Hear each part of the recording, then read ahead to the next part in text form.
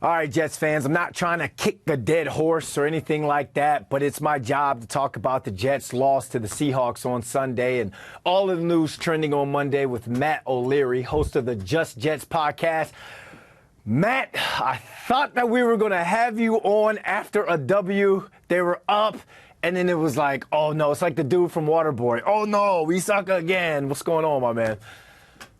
Yeah, I thought, like you said, I thought we were going to have one where we come on after a win, but unfortunately, in the second half, the Jets do Jets things, and now they find themselves at 3-9. Yeah, and it's one that hurts, man. I mean, from the owner down to the casual fan, you got to be hurting inside. So the floor is all yours, man. Talk about the loss.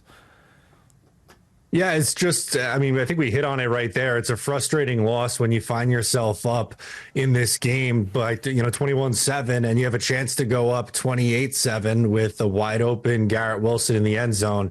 Aaron Rodgers misses him, and then former New York Jet Leonard Williams on the next play has a pick six. It's not often you see a pick six from an interior defensive lineman, but that's just the way this 2024 Jets season is going, unfortunately. And to me, I think that was the biggest turning point in this game. The Jets were never really able to recover from that. Breece Hall had a fumble. There's a couple other missed opportunities. The defense didn't play well. And the big thing to me in the second half, the number of penalties. They're penalized just 10 times in the second half alone, which is crazy. And naturally, they find a way to lose this one 26-21. But frustrating is the perfect way to put it. Let's go back to Breece Hall, man, because at the beginning of this season, me and one of our producers were going back and forth about how Breece was upset that he was left off of the NFL top 100 list. Like, what's up with this dude this season, man? Yeah, the fumbles I definitely think have been an issue for him this year. He has a career high 6 so far this year, which is not up to his standard. That's rare for him. Last year, he didn't have a fumbling problem. Same with when we saw him as a rookie, he didn't have a fumbling problem.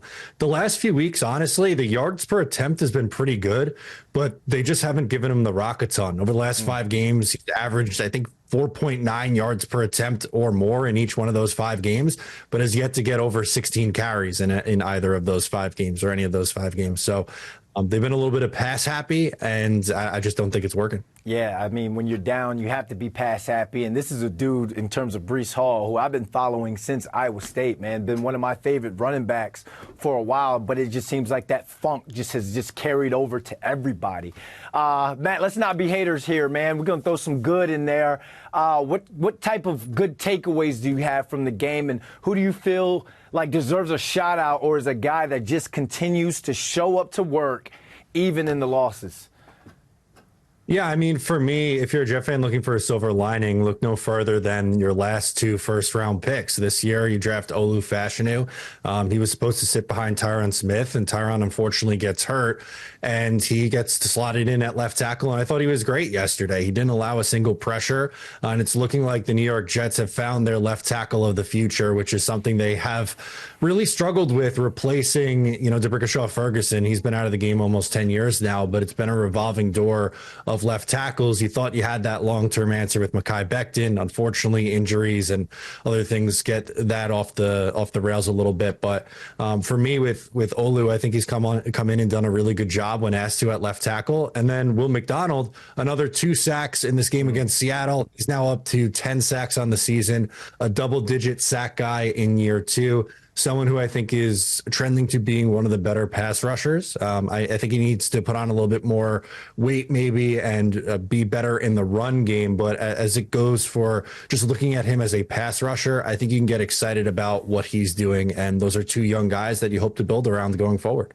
You talked about Leonard Williams and how he picked off Aaron Rodgers for a tutty. In his post-game presser, he basically called Rodgers old and a chuck it and duck guy. Happy birthday, Aaron Rodgers, first and foremost. But Jeff Ulbrich said that he's sticking with Rodgers. Do you agree with that decision or not? It's hard to agree with it for me. And Leonard Williams is not the first player to say that. It's the first former Jet, but in the loss to the Minnesota Vikings, there were comments made about Aaron Rodgers, kind of like you said, chuck and duck. It's very clear to me that he doesn't want to get hit, because I think he's one more hit away, unfortunately, from maybe his career coming to a close here. And I think he realizes that. There was a time on that pick six, on that play in particular, where he had Tyler Conklin open. If he just waited an extra second, he would have just had to stand in there and deliver the football while taking a big hit. But instead, it looked like he panicked a little bit, and that's what led to the interception. So, unfortunately, he just does not look like the same guy. I think the injuries have really derailed him, going back to, the injury last year in week 1. And then this year, he's just been really banged up in the lower half and isn't really moving around all that great. So I think they're kind of just prolonging the inevitable here. I would be surprised if he ends up finishing the season as the Jet starter. Yeah, those hits can take a toll. We just showed a picture of Rodgers and Geno Smith kind of hugging it out at the end. What do you think about Geno kind of trolling the fan base and the franchise?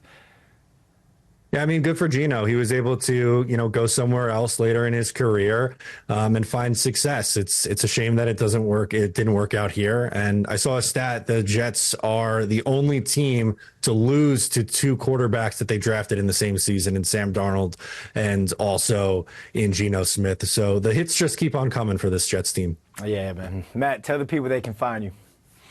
Absolutely. You can follow me on social media and on YouTube at Matt O'Leary NY, talking all things New York Jets. We're going to get you on after a win, man. I promise you that. Appreciate you jumping on. Absolutely. Thanks for having me.